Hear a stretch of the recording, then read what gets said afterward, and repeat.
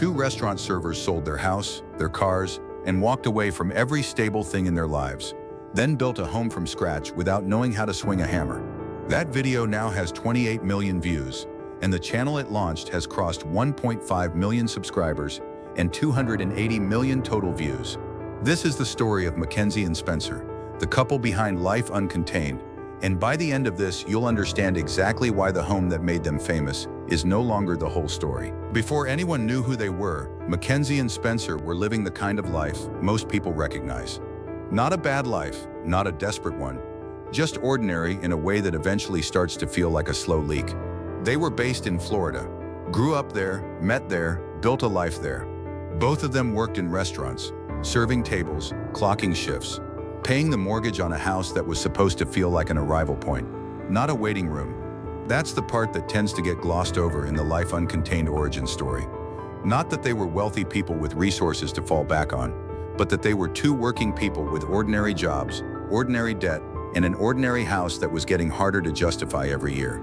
The channel's own description has always laid it out plainly. After years of not knowing what to do with their lives, they decided to chase what made them happy. They were selling their traditional home, quitting their current jobs, and moving from Florida to Texas to build their dream debt-free off-grid shipping container home. That sentence sounds like a summary, but it was actually a decision made after years of doubt, accumulation, and a single trip that reframed everything they thought they knew about what was possible. The initial idea to chase an alternate lifestyle came from a road trip to Alaska in 2016. This wasn't a calculated content strategy or a premeditated rebrand. It was a vacation that went somewhere unexpected. During that trip, they stayed in a variety of alternative-style accommodations. One was a train car transformed into a solar-powered hotel in Washington State. Another was an Earthship house built into the earth in Taos, New Mexico. These weren't fantasy spaces. They were livable, functional, and built by people who had simply decided not to follow the conventional script. The Alaska trip planted the seed, but it wasn't the only thing that pushed them.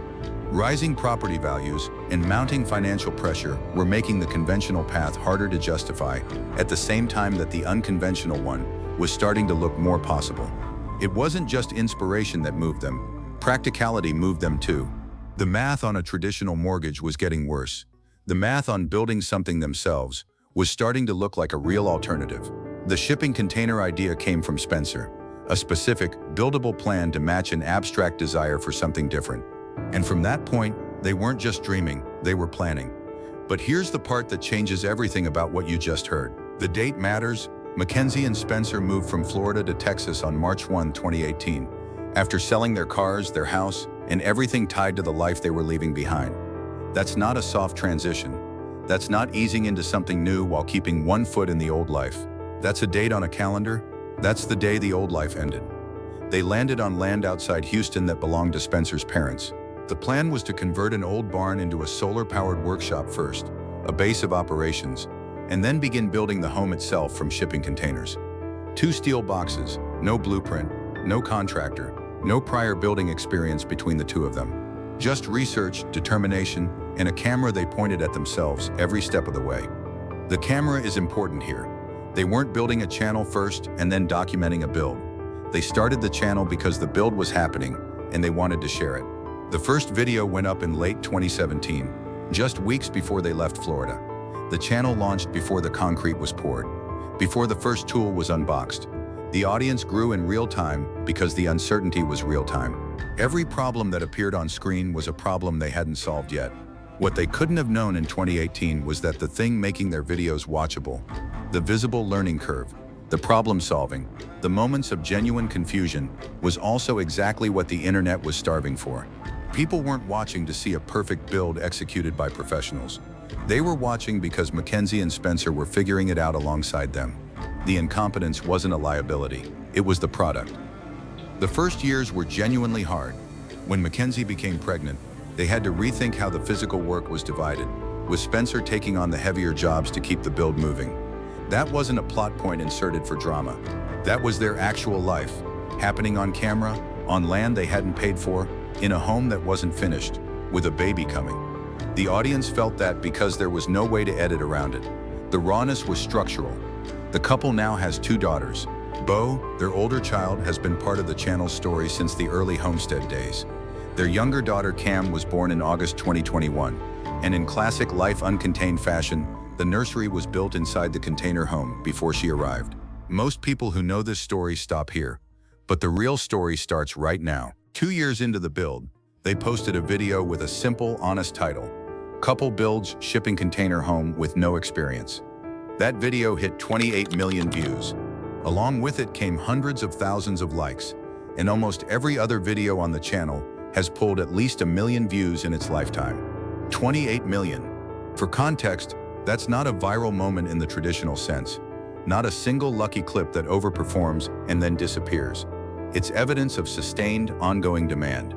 People were searching for exactly what Mackenzie and Spenser were doing, and that video became the entry point for millions of them. The reason the title worked is the same reason the channel worked. With no experience is not a disclaimer. It's the hook. It's the implicit promise that if they can do this, two former restaurant workers with no background in construction, then maybe the people watching can do something like it too. That's the emotional transaction. Not admiration from a distance, but recognition. These are people like us, and they built that. The authenticity was not a content strategy. It was a byproduct of having no budget to fake anything.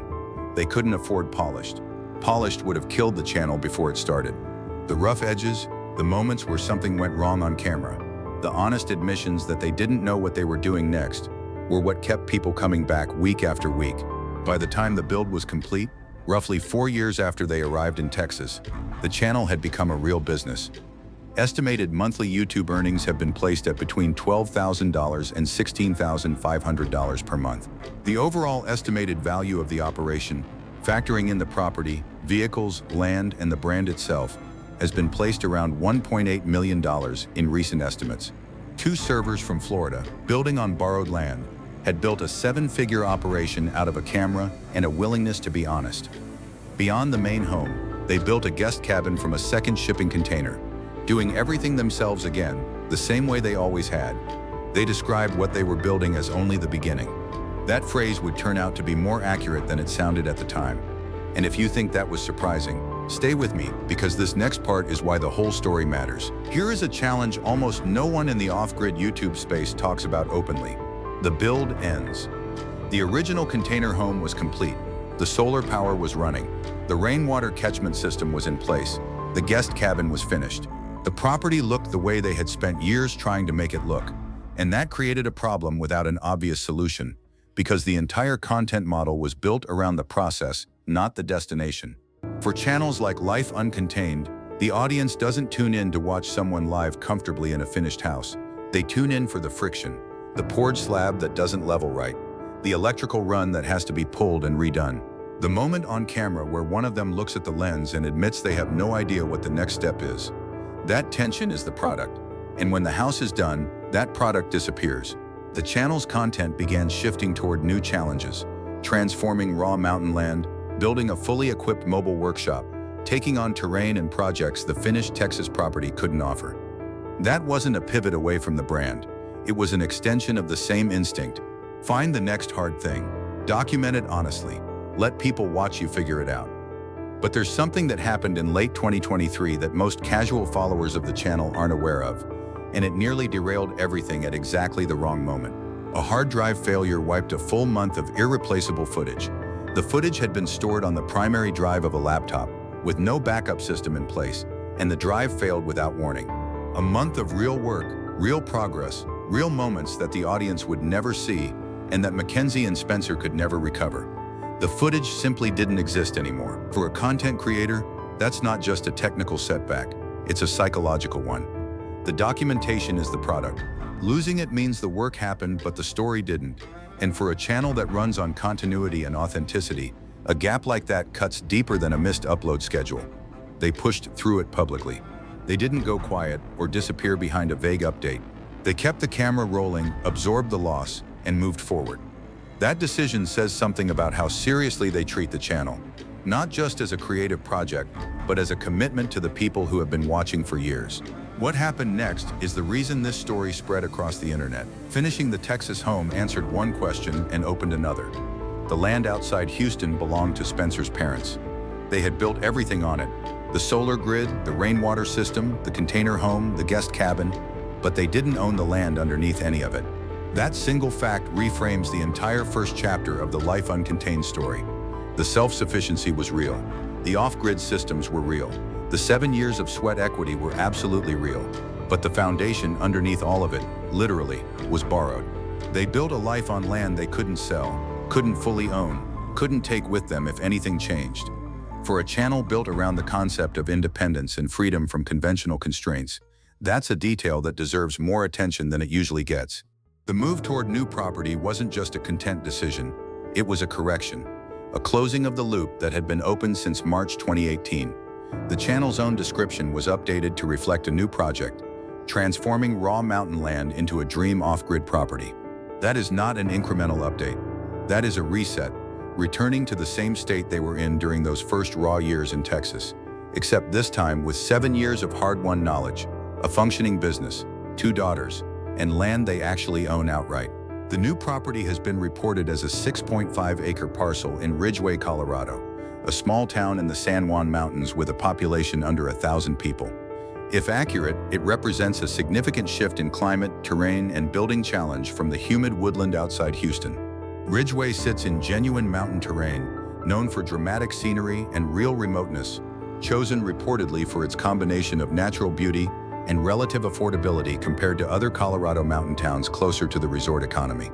A time-lapse video published in May 2025, titled "Raw Land to Dream Off-Grid Property," documented the progress on the new build, confirming that the mountain project was well past the early planning stages and into active construction.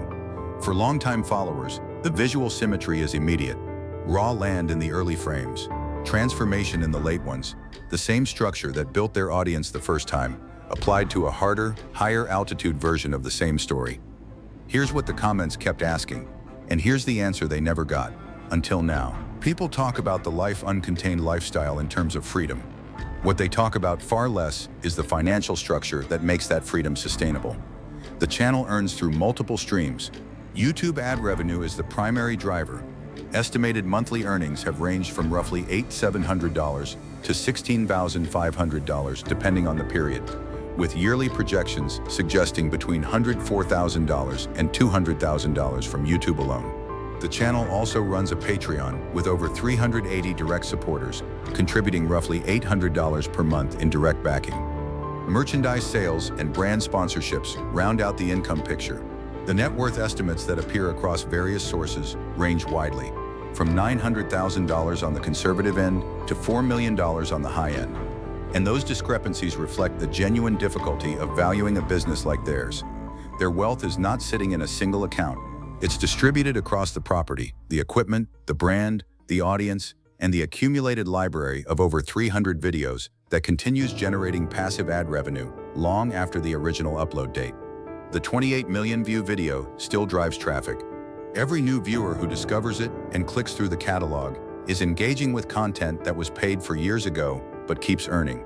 What matters most in the current picture is this. Estimated monthly revenue showed a downward trend from 2024 into 2025. That is precisely the kind of signal that explains the strategic logic of the second build. When the primary product, the build process, the friction, the learning is complete and the novelty has faded, income softens. The mountain property is not just a personal adventure. It is a content refresh that the business model structurally requires. The second bet and the business logic are the same decision. Some viewers over the years have questioned whether the Life Uncontained approach is as authentic as it presents itself. The family land, the channel income functioning as a construction budget, the more polished production of recent videos versus the rougher early work. The channel has consistently addressed those tensions openly rather than avoiding them. They trademarked the Life Uncontained name. They operate it as a real business because it is one. The people who have watched from the beginning understand that reality and seem to respect it. 2 servers from Florida built something real, and the next move follows the exact same logic as the first one. At this point in the story, most people walked away. What they did instead is the part nobody talks about. Strip away the shipping containers, the solar panels, the time-lapse footage, and the subscriber count, and what remains is a story about 2 people who decided, twice, to start from zero. The first time was 2018. They had a house, steady jobs, stability, and a Florida life that was functioning in every technical sense. They chose discomfort anyway. They documented the discomfort anyway. And the discomfort turned into a channel that connected with hundreds of millions of views worth of people who recognized something in it.